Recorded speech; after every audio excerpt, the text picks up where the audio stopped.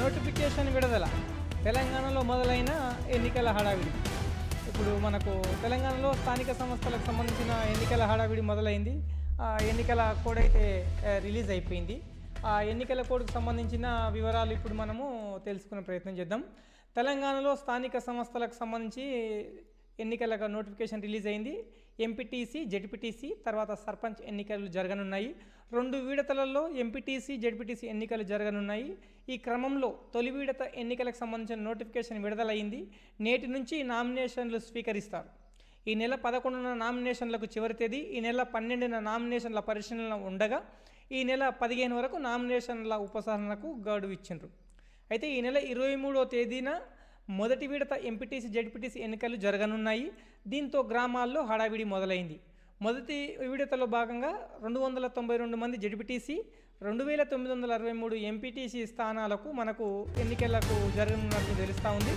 ఎంపీటీసీలకు మండల కార్యాలయాల్లో, జెడ్పీటీసీకి అభ్యర్థులకు జిల్లా కార్యాలయాల్లో నామినేషన్లు స్వీకరిస్తున్నారు. మిగతా 2 స్థానాలకు సంబంధించి మిగతా స్థానాలకు 2వ విడతలో ఎన్నికలు జరగనున్నాయి. కాగా 2వ విడత ఎంపీటీసీ, జెడ్పీటీసీ ఎన్నికల పోలింగ్ అక్టోబర్ 27న పోలింగ్ జరగనుంది. దీనికి సంబంధించిన అక్టోబర్ 13న నామినేషన్ ప్రక్రియ ప్రారంభం కానుంది. అక్టోబర్ 16న నామినేషన్ల పరిశీలన, అక్టోబర్ 19 వరకు నామినేషన్లు విడ్డ్రాకు అవకాశం కల్పించారు.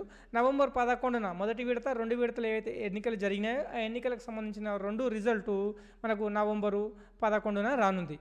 ఎన్నికల ఖర్చు లిమిట్ ఎంతంటే ఎన్నికల సంఘం అభ్యర్థుల ఖర్చు పరిమితిని కూడా ఖరారు చేసింది. జెడ్పీటీసీ అభ్యర్థి రూపాయలు 4 లక్షల వరకు ఖర్చు చేయొచ్చు.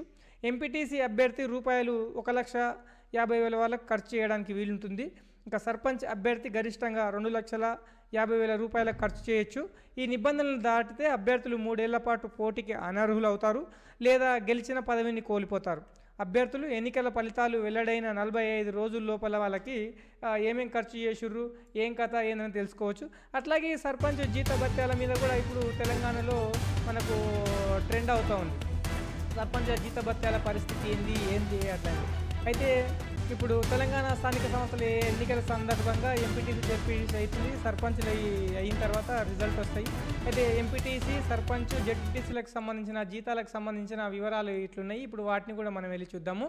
ప్రస్తుతం సర్పంచులు, ఎంపీటీసీలు, జెడ్పీటీసీలు అందరికి కలిపి సర్పంచ్, ఎంపీటీసీ, జెడ్పీటీసీలకు, ఎంపీపీలకు గౌరవ వేతనం 2021లో పెంచింది బీఆర్ఎస్ గవర్నమెంట్. ఆ మొత్తాలే కొనసాగుతున్నాయి, కొత్తగా జీతాలు పెంచలేదు. సర్పంచులకు, ఎంపీటీసీలకు 6,500 చొప్పున నెల జీతం వస్తుంది. జెడ్పీటీసీ, ఎంపీపీలకు 13,000 దాకా జీతం వస్తుంది. అత్యున్నత స్థానం అంటే జెడ్పీ చైర్మన్ అంటారు కదా, జెడ్పీ చైర్మన్కి ఇచ్చే జీతం మాత్రం 1,00,000 వరకు ఉంటుంది. అయితే గ్రామ పంచాయతీ వార్డు సభ్యులు అంటారు కదా, గ్రామ పంచాయతీలో వార్డు సభ్యులు, డిప్యూటీ సర్పంచ్, ఉప సర్పంచ్ అంటారు కదా, వాళ్ళకి ఎటువంటి జీతాలు లేవు. అయితే ఈ ఎన్నికల ఖర్చుకు సంబంధించిన వివరాలు ఏంటి అంటే అభ్యర్థులు పరిమితులు మించి ఖర్చు చేయొద్దు, ఉల్లంఘిస్తే 3 ఏళ్ల పాటు పోటీకి అనర్హులు, గెలిచినా కూడా వాళ్ళ గెలిచిన పదవి కోల్పోయే రద్దయ్యే అవకాశం ఉంటుంది. అయితే 2018 చట్టం ప్రకారం 5,000 కంటే ఎక్కువ జనాభా ఉన్న గ్రామ పంచాయతీలో సర్పంచ్ అభ్యర్థి గరిష్టంగా 2,50,000 ఖర్చు చేయొచ్చు. జెడ్పీటీసీ అభ్యర్థి 4 లక్షలు, ఎంపీటీసీ అభ్యర్థికి 1,50,000, వార్డు సభ్యుడిగా పోటీ చేసే వ్యక్తి మాత్రం 50,000 మాత్రమే ఖర్చు చేసే అవకాశం ఇచ్చిండ్రు. అభ్యర్థులు ఎన్నికల్లో గెలిచిన తర్వాత 45 రోజుల్లోపు ఖర్చులకు సంబంధించిన వివరాలు ఎన్నికల సంఘానికి సమర్పించాలి. అట్లాగే ఎన్నికల పరివర్తన కోడ్ కఠినంగా అమలు చేయాలని అధికారులను ఆదేశించారు. తర్వాత ఇక పంచాయతీరాజ్ శాఖ ఇప్పటికే ఈ గ్రామ పంచాయతీలు అంటే సర్పంచ్, ఎంపీటీసీ, జెడ్పీటీసీ ఎన్నికలకు సంబంధించిన దానికోసము 325 కోట్ల నిధులనైతే రిలీజ్ చేసిన సంగతి అందరికీ తెలిసింది. ఇప్పుడు పల్లెల్లో అయితే మన ఎన్నికల హడావిడి అయితే మొదలైంది. ఎన్నికల నోటిఫికేషన్ వచ్చింది. 2 విడతల్లో జెడ్పీటీసీ, ఎంపీటీసీ ఎన్నికలు జరుగున్నాయి. 11న మొదటి విడతగా చేసే వాళ్ళకు ఈ నెల 11న నామినేషన్లు, 12న నామినేషన్ల పరిశీలన, 15 తారీఖున నామినేషన్ల ఉపసంహరణకు గడువు. ఈ నెల 23న మొదటి విడత ఎంపీటీసీ, జెడ్పీటీసీ ఎన్నికలు జరుగుతాయి. గ్రామాల్లో హడావిడి మొదలైంది.